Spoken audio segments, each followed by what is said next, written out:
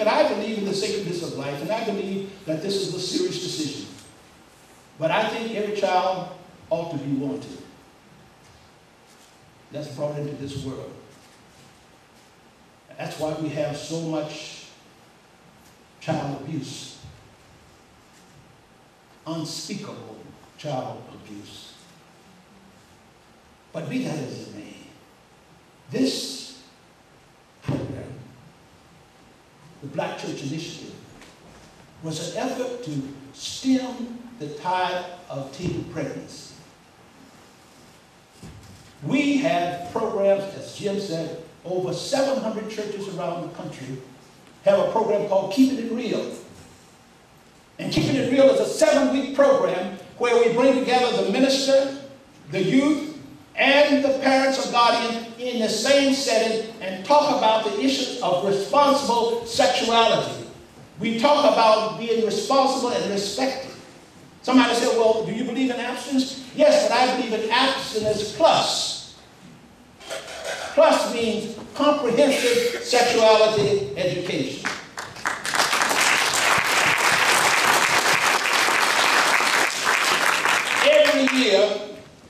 Every year we hold what is called the National Black Religious Summit on Sexuality at Howard University in Washington, D.C.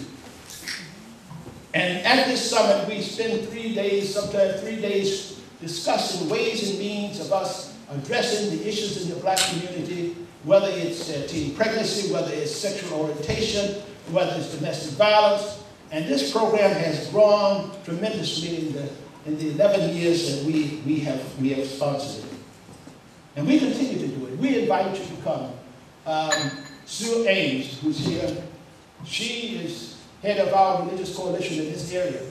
And I hope that many of you will join the religious coalition and be a part of what Sue is trying to do. But we invite you to come to our next summit on the 11th, 12th, and 13th of July. You can get more information in Howard University Divinity School. All of you are welcome to come. It's an amazing gathering in which we talk about these issues, primarily to the black community, to the teen community. But it's an opportunity for you to come and to share.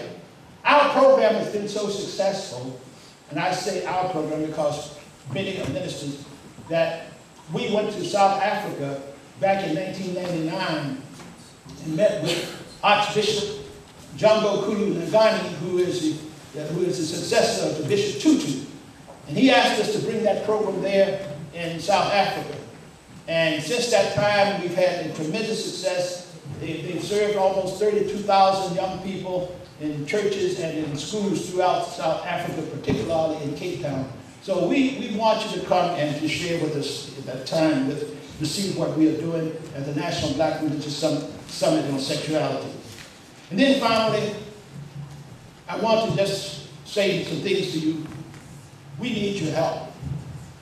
All of you can do something, whether it's joining with West Virginia Free or joining with Religious Coalition.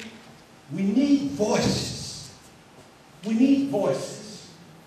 One day when this history is written, the question will be asked, what did you do to keep Roe from being reversed?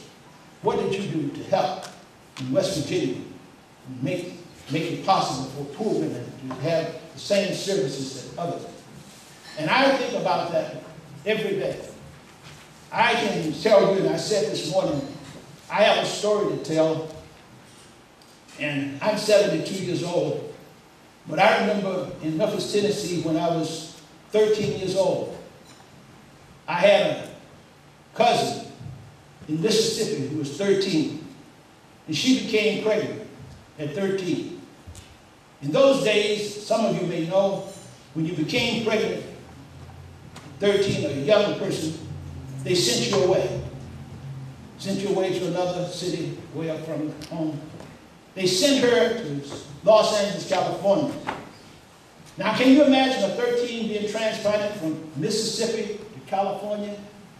She's confused. She doesn't know what to do. Staying with her uncle out there.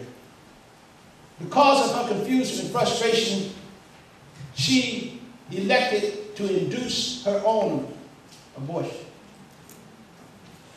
They took her to the hospital. Some of you may not know, but back then, and it'll happen again if we're not careful, They had policemen stationed in hospitals. Somebody came in, bleeding, hemorrhaging or something. Doctors would have to report it.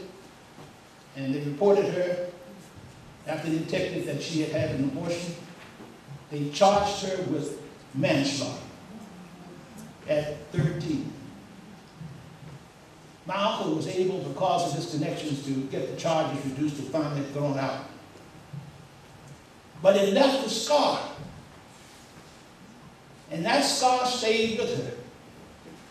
Because nobody was there to tell her that your decision, God understands what you were facing. He understands your frustration. And whatever you feel for yourself, God forgives you. Nobody was there to say that to her. She carries this guilt and scar. She had 3 daughters. And one day, one daughter coming back from university was hit by a tractor trailer and killed instantly. Her spirit was broken, nervous breakdown. She recovered. But I wonder what would have happened if she had only had somebody like Margaret or Jim, somebody to talk with her, to explain to her. What I'm saying is, there are many women now with scars. They haven't told anybody what they bear. Every year at Howard University, we have a course called the Theology of Choice. My nephew teaches it. He said a woman got up in class and said, Reverend Shockley, thank you for talking about this issue. I've never been in a setting where I could feel free to express something. Said, but I'm 65 years old. When I was 18, I had an abortion, and I never was able to tell anybody. This is the first time I feel free. This is the first time I feel liberated. Brothers and sisters, we can't afford to allow Roe to be reversed. All the pain and suffering that will occur is untold. We can't allow it to go back. And I know you won't. Every one of you can be a committee of one to tell others, this is a fight to the finish. We cannot allow it to lose.